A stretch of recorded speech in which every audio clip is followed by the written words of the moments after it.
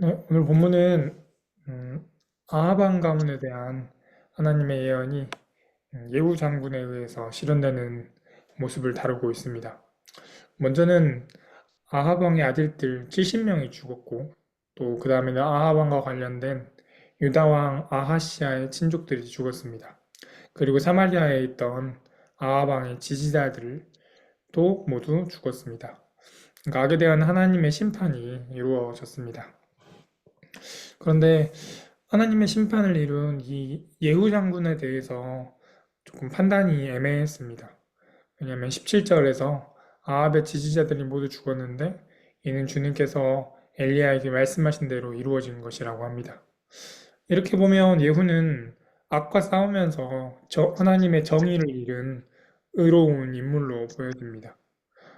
그런데 또 어떤 면에서 보면 예후는 하나님의 심판을 이루는 과정에서 지나친 잔혹함을 보여주기도 하고 또 아들들 70명을 죽일 때 그들을 돌보던 아합의 신하들을 이용하는 면들도 보여줍니다. 또 9절에서 백성들한테 예후 장군이 말할 때 자신이 아합 왕은 죽였는데 여기에 있는 70명은 모두 누가 죽였습니까? 라고 물으면서 하나님의 말씀이 실현되어 죽은 것이라고 합니다.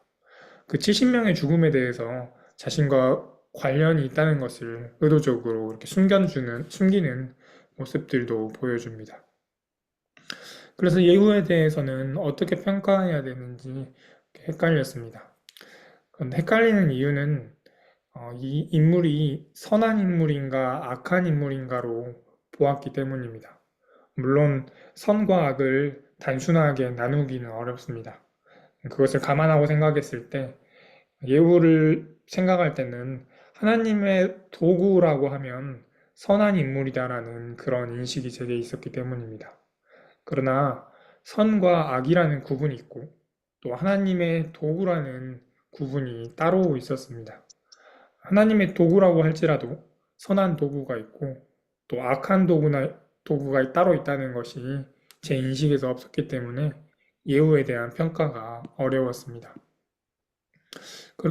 그런 생각을 가지고 다시 보면 예후는 하나님의 도구였으나 또 악의 특성을 가지고 있는 도구였습니다. 우리나라에서도 이런 모습들을 흔하게 볼 수 있습니다.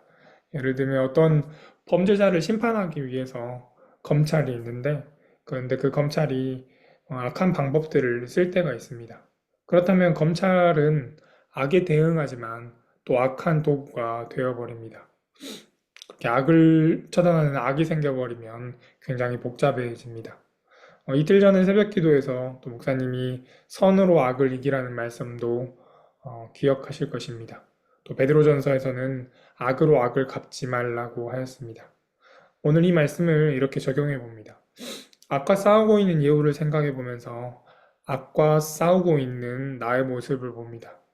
그런데 악과 싸운다고 하면 나는 하나님의 도구가 된 것 같고 그렇다면 나는 선한 것 같습니다. 그렇게 착각을 합니다. 그러나 악과 싸우는 것에도 악한 도구가 있고 또 선한 도구가 있습니다. 그래서 착각하지 않도록 잘 보아야 합니다.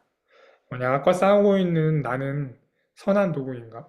악한 도구인가? 그것을 착각하지 않아야 되고 또 우리는 하나님의 도구가 되도록 기도하는데 이 기도가 조금 더 세밀해야 할 필요가 생깁니다. 하나님의 도구가 되되 하나님의 선한 도구가 되기를 우리는 또 기도해야 할 것입니다. 기도하겠습니다. 하나님 감사합니다. 하나님의 도구가 되기를 기도합니다. 그러나 악한 도구가 되지 않고 선한 도구가 되게 해 주십시오. 또한 악과 싸울 때 내가 악한 도구인지 선한 도구인지를 분별하게 해 주시고 선한 도구로서 저희를 사용하게 해 주십시오. 예수님의 이름으로 기도드립니다.